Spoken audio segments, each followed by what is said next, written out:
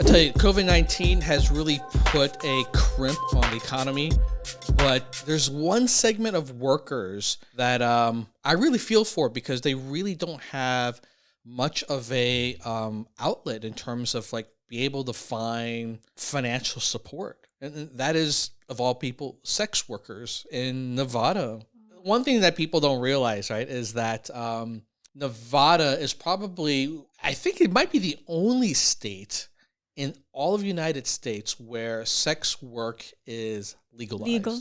Right. You can basically get a license, go work in a brothel, and make a hell of a lot of money doing so.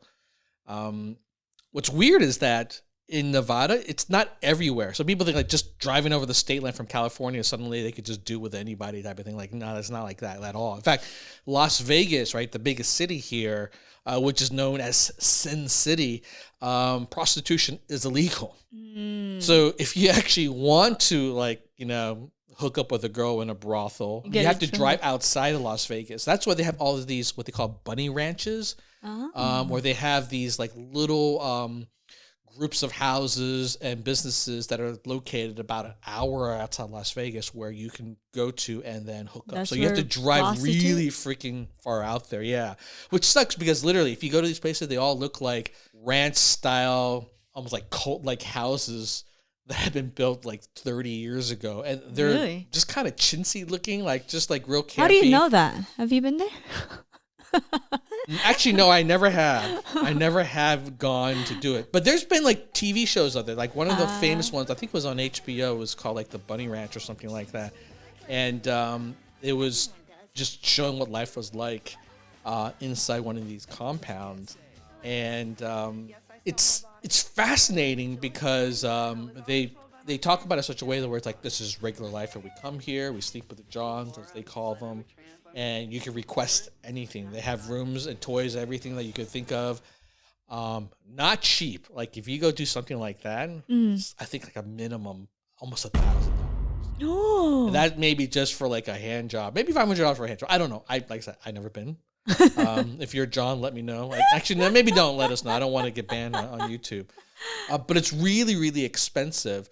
But if you do that for a job, apparently you go live there for like weeks on end, and because it's so far away, you don't ever leave. So you're kind of you're stuck. Your life is there, and so if you like that, that's fine. But if you want to enjoy Vegas or do things on your day off, you're stuck.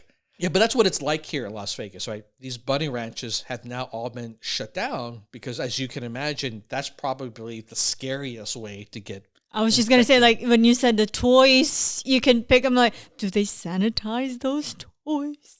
Of course, hopefully, right? Windex on the dildos. No, I'm sure they do. Well, actually, no, they don't do anything now because they're shut down. Yeah.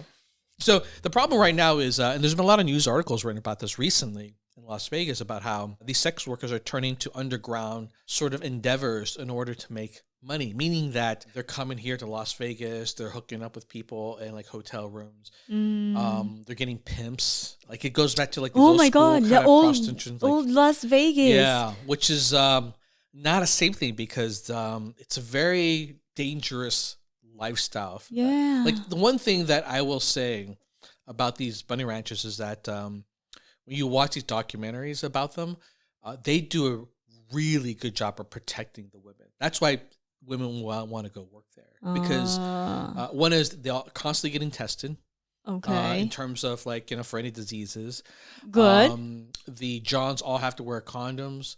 They arrange the payment up front so like there's no one getting stiffed. If someone calls in like security and they deal with it. Right. If you're with a customer that gets abusive or takes it too far, there's cameras everywhere. You can buzz it looks somebody. like it's safe. It's safer, right? Safer. Knowing that someone's looking out here, which is kind of like the old school version of the pimp. But the problem is that oftentimes in those situations, the pimp is scarier than the Johns. Yeah, true. You hear about the pimp backslap, like, woman, where's my money kind of thing. Yeah. And it's really unfortunate. Like that's the one thing that is it's kind of like building it back up. But the problem is that they're still now subjecting themselves to this kind of exposure by working underground. Like they can't find work anywhere else, so they still go do it. And that's dangerous. And that lifestyle is dangerous. And there's been stories and news articles about how women are just disappearing Ay, ay, because of, ay. yeah, you don't know what happened to them. So, Right.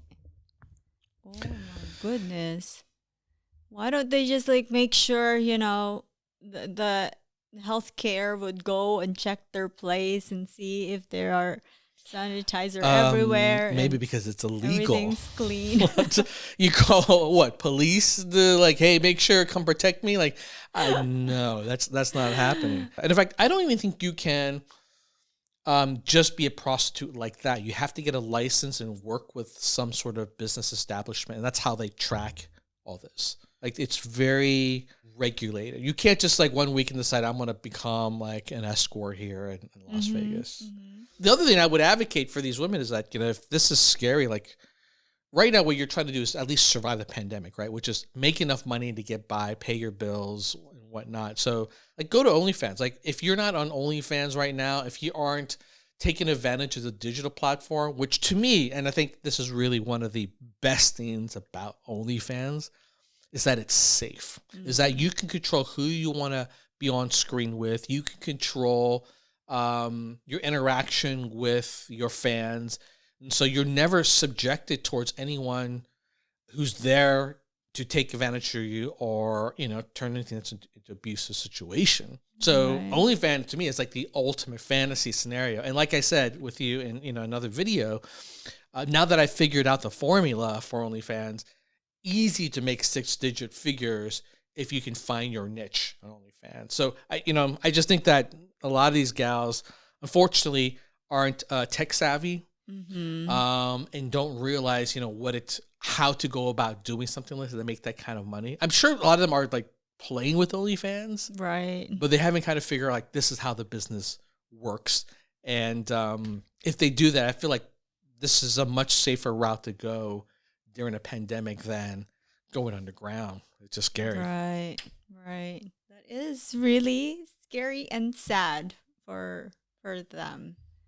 So do OnlyFans while you can. Nevada being what it is, all the different kinds of crazy entertainment that exists here, not just, the strip clubs, not just the brothels. I'm talking about like even all the different performers who used to work at Cirque du Soleil. Like think about building up an online presence on YouTube and on OnlyFans and, charge for it, because the kind of, adult entertainment that's very popular here that is now no longer possible. Everything's going digital. This is one way of making it happen. So you think this is going to stay the same till 2021? Here's the thing, right? I think the vaccine is going to take a while to get fully distributed, and then it's going to take even longer for people to feel comfortable to go back to things like brothels. Like, even if there's a vaccine available everywhere, you're not going to take I'm not going to go back to a brothel anytime soon. And not that I have been. I'm just saying if I was a regular, I think I wait till 2022 and just your best friend. Load up on lotion. Lotion and Pornhub friend. for the next year, or have a wife who's good at other talents.